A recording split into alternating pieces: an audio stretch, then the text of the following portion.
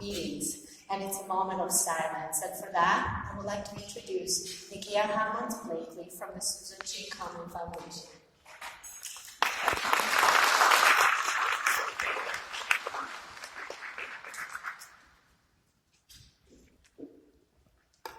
Good evening, everyone.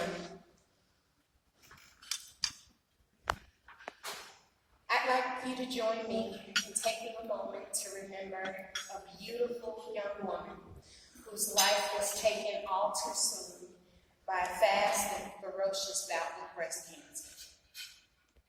Today, we remember Shyree Simmons. Shyree was my older cousin, but because we were raised together in the same household, she always felt a lot more like a big sister. Shyree was the cool cousin, beautiful, popular, stylish, generous. Everyone wanted to be her, date her, or just be around her. She was the kind of person that everyone knew and loved. Around our neighborhood, she knew no stranger. If you gave Shyree a compliment on her earrings or her purse, she'd literally take it off and give it to you. She was an absolutely selfless giver and took great joy in putting a smile on others' faces. Shyree was a comedian and a jokester. She was the kind of person that would make you laugh even when you didn't want to, and especially in moments when you shouldn't. She would love a crowd like this. Whether we were in church or a funeral, she could make you laugh even in the face of the most awkward or painful of moments. And I often needed that. I needed her, especially when at age 16 years old, I was diagnosed with a rare form of breast cancer. While my other friends were looking forward to their summer vacation, I was facing a summer of treatments and the recommended removal of both of my breasts. At that time, I didn't feel like I had much to laugh about. But Shyree, living in the house with us, was one of the greatest blessings I could have ever had. She made me laugh all the time, even if that meant laughing at myself. When I felt ugly, disfigured, when my self-esteem was at its lowest, she made me feel beautiful. I would wear her clothes and her shoes and perfume, you name it. Most times with her permission, but even when I didn't, when I would sneak in her closet, she didn't get mad, at least not real mad. She did everything she could to help me look and feel my best. And then when it was time for me to go to the prom, she not only helped me get dressed, but she did my hair, my makeup, and even let me drive her car. She helped me beat breast cancer and was right there beside me every step of the way. I not only successfully finished my cancer treatments, but with her help, I finished high school and went on to college and got married, and she, of course, was my maid of honor. Fast forward the clock just a few years later, Shyree went for her first mammogram. She was only 36 years old, but she had been having pain in her breast. She put off going to the doctor for a while, but by the time she went, not only was she diagnosed with breast cancer, but it was aggressive breast cancer and had quickly metastasized to her bones, kidney, and eventually all of her major organs.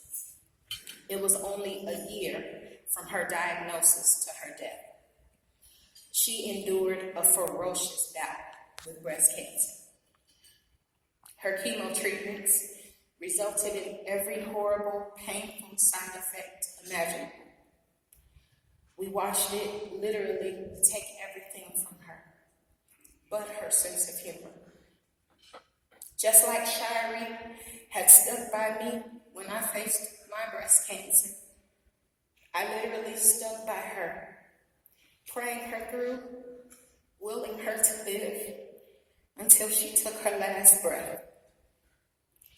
I stood there at her hospital bed, holding her hand, singing over her. until she transitioned to heaven. But all I kept thinking was, what if? What if Shyree had caught her cancer sooner? What if those treatments hadn't been so devastating to her body? What if the treatments were actually harsher to her than the actual disease? Why did I live while she died? Well, it has been 10 years since her death, and I still don't have the answer. Her 3 young children had to grow up and finish high school without their mother. This year, her youngest daughter became a mother, and she missed out on grandchildren that she will never see. And 6 years ago, when I was faced with my second bout of breast cancer, I didn't have Shyree to lean on anymore. She couldn't cheer me up or make me laugh, but she did leave me with both an understanding and a resolve.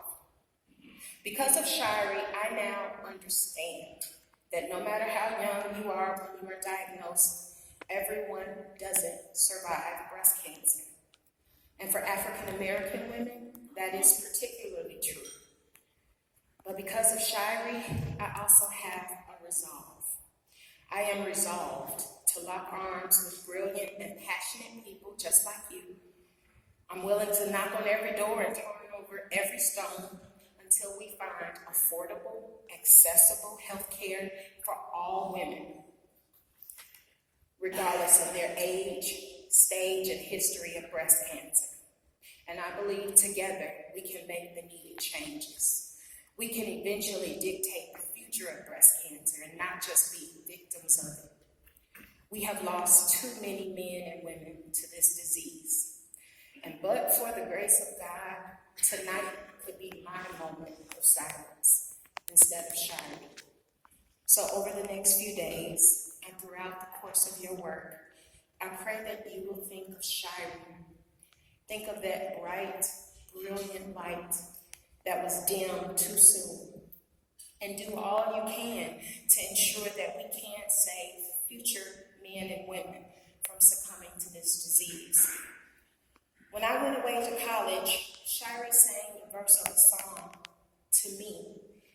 And at Shyree's funeral, I sang it to her.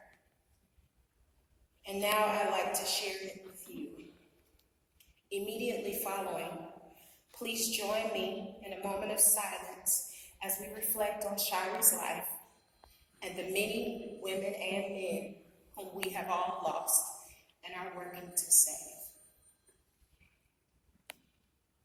Did you ever know that you're my hero? You're everything I would like to be. I can fly higher than an eagle.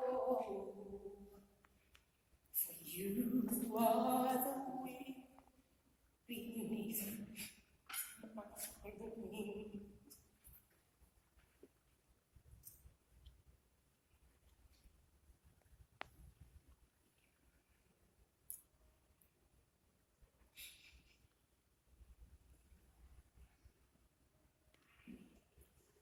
Thank you.